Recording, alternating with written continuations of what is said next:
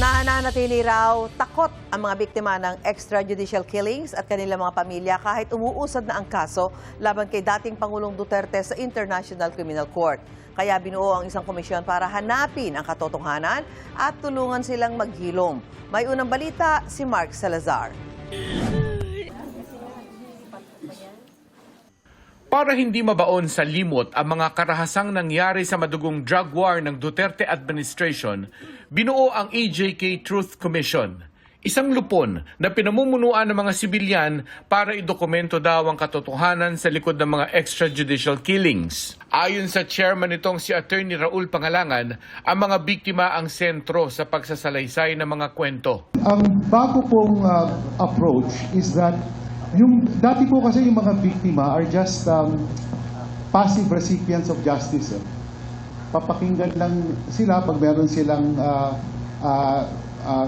testimony as about the crime. Pero the whole process is a game of lawyers and judges. The victims should have an active part in the justice process. And their telling the story is part of the justice that they are claiming for themselves. For their story to be recorded, for history. Ayon sa isang commissioner ng grupo na si Dr. Al Fuerte, sentro sa kanilang misyon ang makamit ang hustisyang may mananagot at magbabayad pero may paghilom din sa mga pamilya ng biktima. The country has actually been wounded. The country has also actually been fragmented. So we hope and pray that this Truth and Reconciliation Commission will somehow facilitate not just the healing of the families who are still grieving, but also for the communities that also suffered. Kasama rin sa 5-member commission sina forensics expert Dr. Raquel Fortun, Father Daniel Pilario at Carlos Conde. Magsisilbing advisor naman ng Truth Commission si Cardinal Pablo David. Ang korte ay naghahanap ng criminal liability. Ang Truth Commission naman ay naghahanap ng mas malalim na katotohanan.